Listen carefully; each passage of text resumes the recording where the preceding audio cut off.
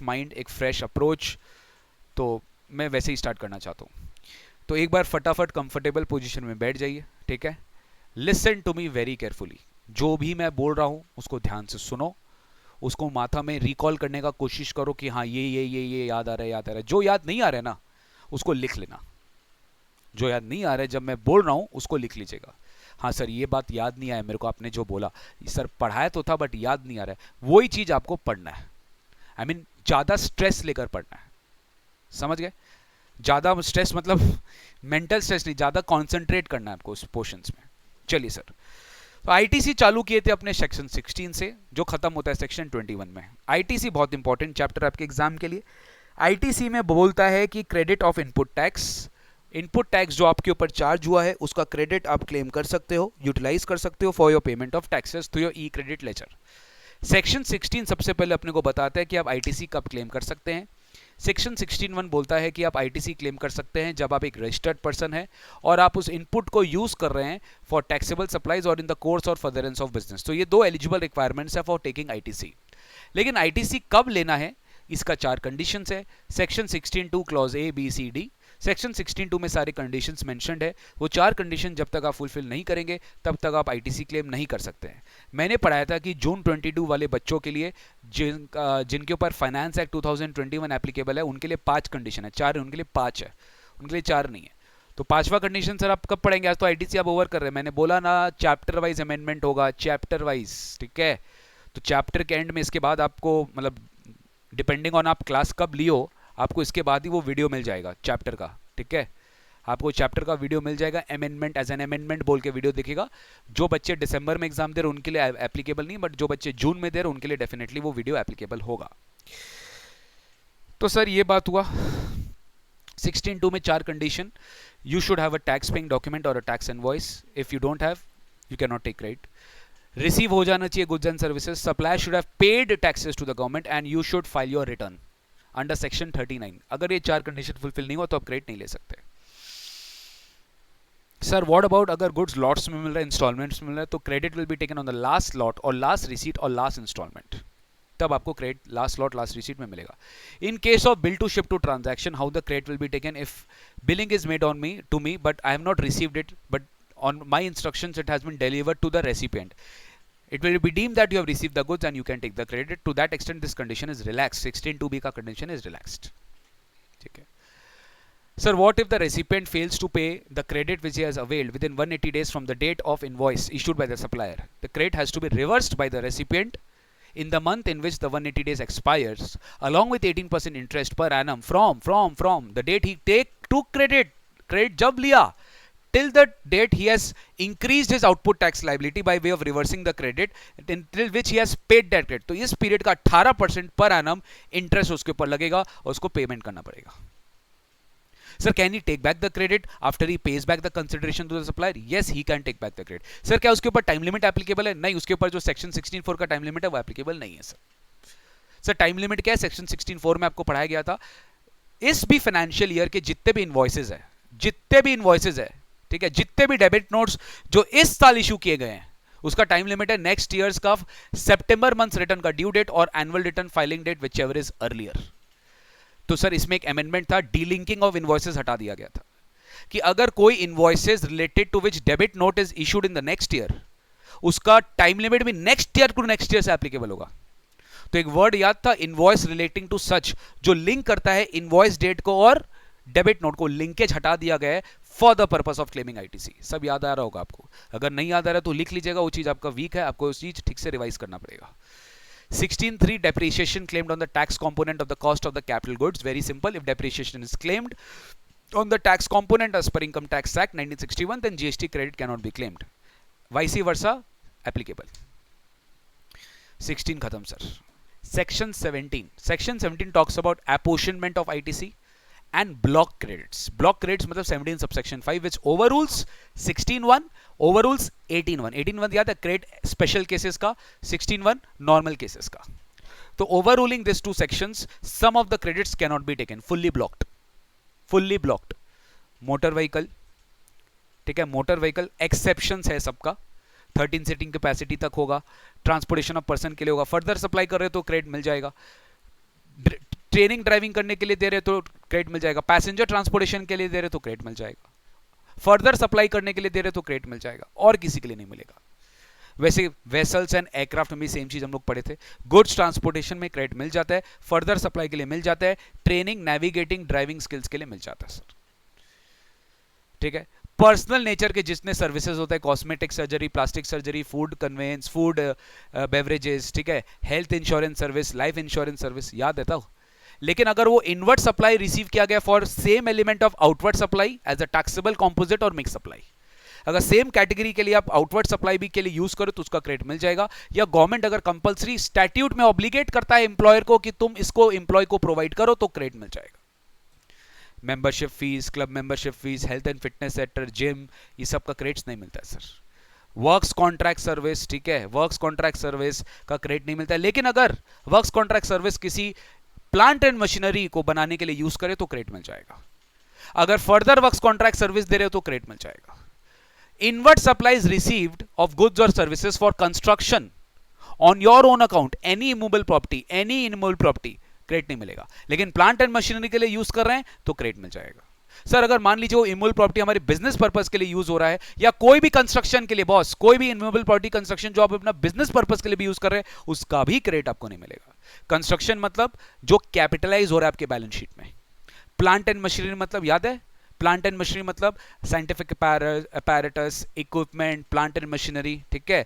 But क्या क्या plant and machine नहीं होगा, लैंड नहीं है, टेलीकम्युनिकेशन टावर्स नहीं है, पाइपलाइंस आउटसाइड फैक्ट्री प्रीमाइसेस, वो आपका प्लांट एंड मशीनरी नहीं है, तो इसके ऊपर आप क्रेडिट नहीं ले सकते सर। याद होगा, taxes paid under composition scheme, goods lost, destroyed, distributed as free samples, ठीक है, गिफ्ट्स, इसका क्रेडिट आपको नहीं मिलेगा। Taxes paid under litigation because of fraud और because of demand raised by the proper officer, उसका आपको क्रेडिट नहीं मिलेगा। एनआरटीपी को कोई क्रेडिट नहीं मिलेगा एक्सेप्ट इंपोर्ट ऑफ गुड्स। तो सर ये 17.5 का पूरा ब्लॉक क्रेडिट्स का लिस्ट आपको पढ़ाया गया था। फिर 17.123 क्या है, एपोर्शनमेंट ऑफ आईटीसी। एपोर्शन क्यों करना पड़ेगा भाई, रूल 42 बॉटल वाला एग्जांपल।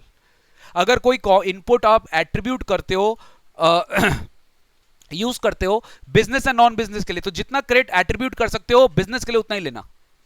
17 सबसेक्शन 2, अगर कोई क्रेडिट एट्रीब्यूट कर सकते हो, मतलब यूज कर रहे हो टैक्सेबल एंड एग्जेम्प्ट सप्लाई के लिए, taxable including zero rated supply के लिए, तो जितना क्रेडिट एट्रीब्यूट कर सकते हो टैक्सेबल सप्लाई इंक्लूडिंग ZRS के लिए उतना ही लेना। 17.3 एग्जेम्प्ट सप्लाई का स्कोप वाइडन कर दिया गया, एग्जेम्प्ट सप्लाई का स्कोप वाइडन कर दिया गया for the purpose of distribution. Exempt supplies में रिवर्स चार्ज सप्लाईज भी आएगा, आप जो रिसीव कर रहे हो उस पर क्रेडिट, उस मतलब आप जो रिवर्स चार्ज सप्लाई दे रहे हो उस पे रेसिपिएंट क्रेडिट दे रहे हो तो आपके लिए एग्जेम्प्ट सप्लाई है for the purpose of this allocation. Sale of land exempt supply, sale of building exempt supply, बाकी शेड्यूल 3 का कोई भी आइटम इस सेक्शन के लिए एग्जेम्प्ट सप्लाई नहीं है, इस सेक्शन के लिए एग्जेम्प्ट सप्लाई नहीं है। ट्रांजैक्शन एंड सिक्योरिटी कर रहे हो, सिक्योरिटी गुड्स भी नहीं है, सर्विस भी नहीं है, वो भी एग्जेम्प्ट सप्लाई है 1% ऑफ द वैल्यू। और जो sale of land and building है उसका stamp duty value exempt supply में इंक्लूड करेंगे। फिर आपको रूल 42 43 में याद है कि नहीं मुझे पता नहीं, बट मैंने आपको पढ़ाया था जब हम रूल 42 43 पढ़ रहे थे, तो जो एग्जेम्प्ट टर्नओवर का डेफिनेशन है उसको रिवाइड किया गया था कि एग्जेम्प्ट टर्नओवर में नॉर्मली एग्जेम्प्ट सप्लाई आता है जो नील रेट ऑफ टैक्स है, एग्जेम्प्टेड अंडर नोटिफिकेशन है, या नॉन टैक्सेबल सप्लाई है। तो दो एग्जेम्पशंस ऐसे हैं जो ई में नहीं काउंट होगा for the purpose of allocation, पढ़ाया गया था आपको। एक तो इंटरेस्ट वाला सर्विस, अगर हम इंटरेस्ट रिसीव कर रहे हैं, इंटरेस्ट इनकम आ रहा है, तो इंटरेस्ट इनकम एग्जेम्प्ट है बट ई में इंक्लूड नहीं करेंगे आप, लेकिन बैंक्स के लिए इंक्लूड करेंगे, फाइनेंशियल इंस्टीट्यूशन के लिए करेंगे, एनबीएफसी के लिए करेंगे, उनके लिए वो मेन इनकम होता है, वहां पे ई में नहीं हटाएंगे। Transportation of goods from India to a place outside India, transportation of goods from a place India to a place outside India, जो फ्रेट आप चार्ज करोगे वो आपके लिए एग्जेम्प्ट होता है। अप टू 30 सितंबर 2021 आपको पढ़ाया गया, वो भी ई में इंक्लूड नहीं किया जाएगा सर। ये रूल 42 43 में पढ़े थे। अब 17.3 हो गया, 17.1 and 2 basically relates to rule 42 43। Rule 42 bottle वाला एग्जांपल आपको पढ़ाया गया था, टी में से T1 निकाल दिया, T2 निकाल दिया, T3 निकाल दिया, बच गया C1, C1 में से T4 निकाल गया, बच गया C2, C2 में से D1 D2 निकाल दिया, बच गया C3, C3 लेना है। T1 क्या है, जो क्रेडिट आप एक्चुअली यूज कर रहे हो for non taxable non business purpose. T2 क्या है, जो आप एक्सक्लूसिवली एग्जेम्प्ट सप्लाई के लिए यूज कर रहे हो। T3 क्या है, जो आप ब्लॉक क्रेडिट्स है और बैलेंस आप क्रेडिट ले लोगे। उसमें से T4 जो एक्सक्लूसिवली टैक्सेबल सप्लाई के लिए यूज करो वो आपका T4 है, बैलेंस बच गया C2। अब C2 आपको रिवर्स करना है D1 D2 के बेसिस पे। D1 हुआ E बाई एफ, कॉमन में से जो एग्जाम निकल रहा है C2 into E by F. E क्या एग्जाम टर्नओवर, एफ क्या टोटल टर्नओवर। अगर कॉमन इनपुट्स आप नॉन बिजनेस पर्पस के लिए भी यूज कर रहे हैं तो फिर C2 का 5% will be your common inputs actually attributable for non business purpose, और बच गया C3। तो अल्टीमेटली नेट नेट आप क्या लेते हो, C3 लेते हो, और T4 जो आप ले चुके हो ऑलरेडी। इस तरह से आप रूल 42 कैलकुलेट करते हो। वैसे रूल 43 है कैप गुड्स के लिए, कि उसमें से आपको 3 बाइफर्केशन करना पड़ता है। पहले स्मॉल ए जो एक्सक्लूसिवली नॉन टैक्सेबल सप्लाई और नॉन बिजनेस पर्पस के लिए, एग्जाम सप्लाई के लिए। क्रेडिट नहीं लेना है, क्रेडिट लेना ही नहीं है। दूसरा जो एक्सक्लूसिवली आप टैक्सेबल सप्लाई के लिए ले उसका क्रेडिट ले लो, और बाकी जो बचता है कैपिटल ए उसका भी क्रेडिट ले लो, जिसको बोलते हैं कॉमन क्रेडिट्स। इसको बोलते हैं कॉमन क्रेडिट्स। अभी कॉमन क्रेडिट्स को आपको रिक्लासिफाई करना पड़ता है। कैसे? स्मॉल ए से टीम चेंज होकर कैपिटल ए में आ गया, मतलब जो एक्सक्लूसिवली एग्जाम के लिए हो रहा था, जो एक्सक्लूसिवली नॉन बिजनेस के लिए हो रहा था, उसको आप कैपिटल ए में ट्रांसफर करेगा, कॉमन पूल में चला गया। तो कॉमन पूल में पूरा तो जाएगा नहीं, -5% पर क्वार्टर करना पड़ेगा, और पार्ट देयर ऑफ याद है क्या सर, ये पहले था। अभी क्या कर दिया, कॉमन पूल में पूरा चला जाएगा, फिर टीआई अलग से कैलकुलेट करेगा।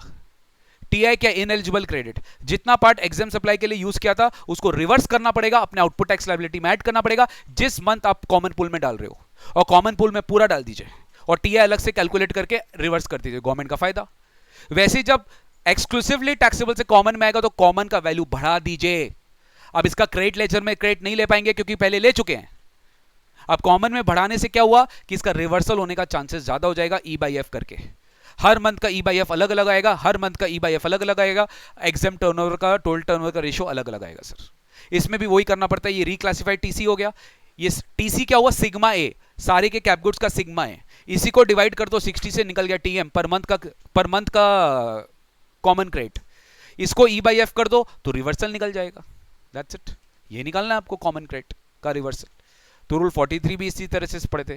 फिर 17(4) आया बैंक्स के लिए, एनबीएफसीज के लिए, फाइनेंशियल इंस्टीट्यूशन के लिए, जिनको ऑप्शन दिया गया कि कोई बात नहीं, if you don't want to go for rule 42 43, 50% of the total ITC eligible will be taken by you and rest will be lapsed.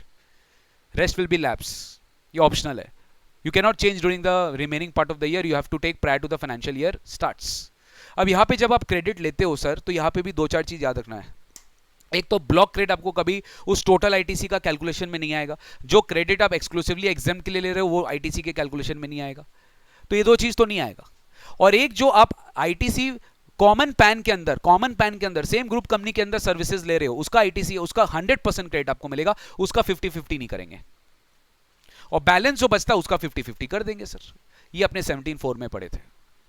17(5) हो चुका। फिर था section 18 special cases of credit availment, section 18(1) 1A, B, C, D याद है। Fresh registration, voluntary registration, closing stock का credit लेगा, cap goods का नहीं लेगा। 18(1) C and D switch over from composition to taxable normal scheme and exempt status से taxable status, ये दोनों में सबका क्रेडिट लेंगे, कैप गुड्स का भी क्रेडिट लेंगे, लेकिन 5% माइनस करके 1 साल के अंदर लेना पड़ेगा from the date of invoice. Declaration देना पड़ेगा आईटीसी 1 में विद इन 30 डेज। 2 लाख से ज्यादा का क्लेम है तो CA/CMA प्रैक्टिसिंग का सर्टिफिकेट लगेगा सर। खत्म। 18(3) में ट्रांसफर ऑफ आईटीसी बताया गया था, change of business, change of constitution, transfer of business, amalgamation, demerger. ITC 2 file करके क्लेम फाइल कर दीजिए। आईटीसी 2 फाइल करके क्लेम फाइल कर दीजिए। स्पेसिफिक प्रोविजन होना चाहिए that transfer of liability will also happen and this has to be certified by a cost accountant as a chartered accountant which is practising.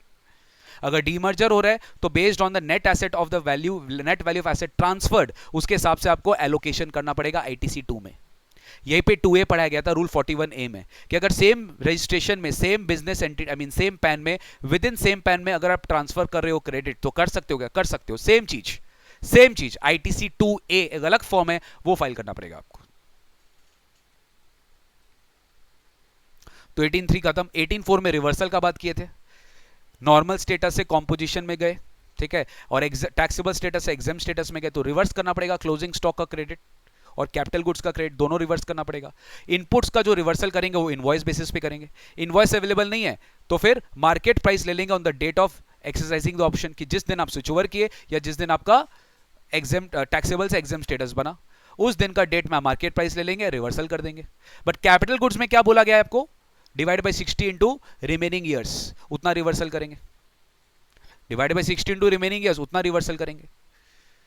याद है तो, divide by 60 into remaining pro rata basis में। Ignore a part of the month, अगर 4 महीना 15 दिन use किए तो 5 महीना यूज किए, राउंड ऑफ कर लीजिए पूरा, और जो बैलेंस बनता है उतना क्रेडिट आप रिवर्सल कर लेंगे। इसके लिए भी ITC3 वाला स्टेटमेंट आपको फाइल करना पड़ेगा, showing the reversal. Same 29(5) registration जब कैंसिल होता है, same to same provision applicable होता है, लेकिन ITC3 स्टेटमेंट यूज करते हैं जब 18(4) के दो इवेंट है, 18(4) के दो इवेंट है, वहां पे वो कैंसिल होता है तो ITC3 यूज करते हैं। लेकिन जब रजिस्ट्रेशन कैंसिल होता है तो सब कुछ फाइनल रिटर्न के डेट के ऊपर डिपेंडेंट होता है। जो GSTR 10 जो मैंने आपको पढ़ाया था, फाइनल रिटर्न में वो डिस्क्लोज करता है उसका क्लोजिंग स्टॉक का डिटेल्स क्या है, क्योंकि registration cancellation is the last stage. आपको एक फाइनल रिटर्न फाइल करके अपना सारा लाइबिलिटीज पे ऑफ करना पड़ता है। अरे समझ गए ना? तो ये था हमारा 18(4). 18(6) very very important, supply of cap goods और plant machinery on which ITC is taken. You have to pay tax on higher of the following: input tax credit availed minus 5% per quarter or part thereof from the date of invoice till the date of sale of the goods, or tax on transaction value whichever is higher. Jigs, brigs, molds, ये सब जो loose tools asset है, इसके ऊपर input tax credit वाला provision applicable नहीं होगा, straight away transaction value पे टैक्स निकालिए, whichever is higher. That's it. ये था section 18 subsection 6। Section 19 job work पढ़ा दिया था आज। Input send to job work 1 साल के अंदर वापस ले आओ, कैप गुड्स को 3 साल के अंदर वापस ले आओ, कोई प्रॉब्लम नहीं है। लेकिन अगर नहीं लाया तो जिस दिन सेंड किया था उस दिन मान लेगा तुमने सप्लाई किया, टैक्स देना पड़ेगा विद इंटरेस्ट। तुम अगर सेंड कर रहे हो तो जिस दिन तुमने सेंड किया 1 ईयर वहां से कैलकुलेट करो, 3 ईयर वहां से कैलकुलेट करो। अगर जॉब वर्कर को डायरेक्टली सप्लायर से मिला है, वेंडर से मिला है, तो जिस दिन उसको रिसीव हुआ है उस दिन से 1 ईयर 3 ईयर कैलकुलेट करो। क्या हम प्लेस ऑफ जॉब वर्कर के प्लेस ऑफ बिजनेस से सप्लाई कर सकते हैं? कर सकते हैं, कोई प्रॉब्लम नहीं है, लेकिन एडिशनल प्लेस ऑफ बिजनेस दिखाना पड़ेगा। लेकिन कब नहीं दिखाना पड़ेगा? जब जॉब वर्कर रजिस्टर्ड है तो नहीं दिखाना पड़ेगा, और अगर job principal notified good supply कर रहा है जो कि अभी तक आया नहीं है, वो नहीं दिखाना पड़ेगा। ठीक है, वो आपको नहीं दिखाना पड़ेगा। सेक्शन 20 ISD का क्रेडिट है, सिंपल है एकदम। ISD क्रेडिट डिस्ट्रीब्यूट करना है, IGST IGST, CGST CGST, SGST SGST। लेकिन अगर ISD का लोकेशन और रेसिपिएंट का लोकेशन डिफरेंट स्टेट है और ISD के पास अगर C और S का बिलिंग आया है तो CS कैसे दे सकता है? वो नहीं सकता, उसको एज अ IGST देना पड़ेगा अगर दूसरा स्टेट है तो। क्योंकि मेरा ये जो CS दिया वो मेरे स्टेट का है, वो दूसरा स्टेट में तो वो यूज ही नहीं कर पाएगा, तो उसको IGST फॉर्म में ट्रांसफर करना पड़ेगा। किस रेशियो में? Turnover of all the recipient जिसको वो इनपुट एट्रीब्यूट कर सकते हैं divide by total turnover of all the units जिसको इनपुट एट्रीब्यूट कर सकते हैं। किस साल का टर्नओवर? प्रीवियस ईयर का टर्नओवर। अगर सारे यूनिट्स का टर्नओवर आपको पता है तो प्रीवियस ईयर का टर्नओवर। अगर सारे यूनिट्स का आपको टर्नओवर नहीं पता है या किसी का नहीं पता है, किसी का है नहीं, तो लास्ट क्वार्टर जिसका पता है उसके रेशियो पे आपको डिस्ट्रीब्यूट करना पड़ेगा। बस सर, मोल मिल के सर यही है ITC। हाँ, जॉब वर्क में ITC4 भी होता है। डिलीवरी चलान्स का डिटेल्स हमें क्वार्टरली रिपोर्ट करना पड़ता है ITC4 में। हर एक प्रिंसिपल को रिपोर्ट करना पड़ता है डिलीवरी चलान ITC4 में। ठीक है सर। सो इंपॉर्टेंट क्या है? सेक्शन 18 इंपॉर्टेंट है, section 16 and 17 very very important है। 19 20 थोड़ा कम है, बहुत ज्यादा नहीं आता एग्जाम में, लेकिन ईजी है, आपको समझा दिया गया है। ठीक है sir. So I tried my level best. अच्छा, वो भी था सर, रूल 86 है। रूल 86 भी, रूल 86 है कि commissioner can restrict you from utilising ITC 1 year तक। याद है ना, 1 ईयर के बाद वो इनऑपरेटिव हो जाएगा। जब आपने फॉल्स क्लेम लिया है ITC का, या फिर आपने इनवॉइस गलत लिया है, या फिर आप उस प्लेस ऑफ बिजनेस से सप्लाई नहीं करो जैसे करना चाहिए, बेसिकली वायलेशन कर रहा है 16(2) का, तो रूल 86A में कमिश्नर के पास पावर है कि वो आपका रेस्ट्रिक्ट कर सकता है क्रेडिट यूटिलाइजेशन। और रूल 86 भी तो भयानक है, भयानक।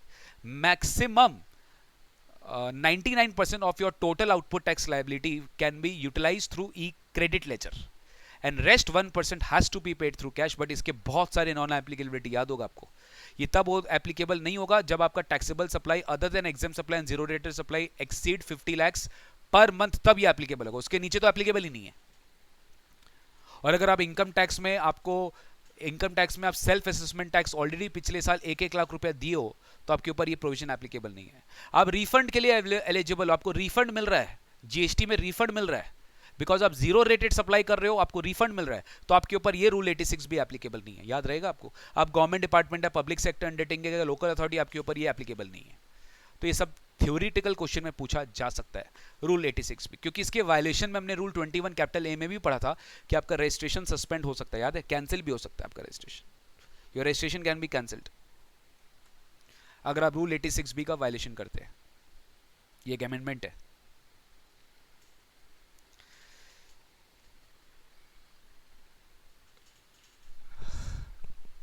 क्या हुआ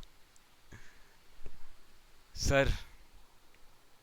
ये तो केवल आईटीसी है सर, बाकी सर अरे हो जाएगा, रिलैक्स, सब हो जाएगा, टेंशन नहीं लेने का बस। बिलीव मी, टेंशन लोगे तो मैटर गेट्स ओवर।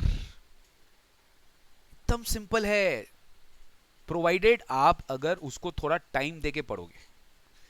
खाली क्लासेस करने से नहीं होगा यार। सो जो क्लास कर लिया पूरा हो गया खत्म, नहीं, क्लासेस से इजी कर दिया, आपको सब पिक्चर क्लियर हो गया, बट ऐसे कैसे पढ़ना है वो कैसे पता चलेगा सर? थोड़ा घर पे रिवीजन करना स्टार्ट करिए, खाली क्लास अटेंड करने से नहीं होगा, रिवीजन करिए, पास्ट टॉपिक जो पढ़ाया गया उसको प्रॉपर्ली अंडरस्टैंड करिए, रीड करिए, पूरा आपको क्वेश्चन बैंक दिया गया है पास्ट टर्म पेपर्स का, देखिए। सीए फाइनल का भी एडिशनल क्वेश्चन मैंने जानबूझ के डाला है ताकि आपको और पता चले कि सीए फाइनल में और कैसे कैसे क्वेश्चंस आते हैं। आपका तो खैर है ही टर्म का, सीए फाइनल का भी दे दिया, तो सबको पता चलेगा कि हाँ ये लेवल एक्सपेक्टेड है आपके एग्जाम्स में भी। ठीक है, तो गाइज बस आज के लिए इतना ही रखते हैं। नेक्स्ट क्लास अपने फ्रेश चैप्टर स्टार्ट करेंगे। प्लीज़ अपने दोस्तों को इन्फॉर्म कर दीजिएगा जो अभी तक आए नहीं है। इस चैप्टर का पिछले चैप्टर के साथ कोई लिंकेज नहीं है, वो आराम से अटेंड कर सकते हैं। जीएसटी रिटर्न्स, ठीक है, जीएसटी रिटर्न्स अपने स्टार्ट करेंगे नेक्स्ट क्लास। ठीक है, तो आज के लिए इतने रखते हैं।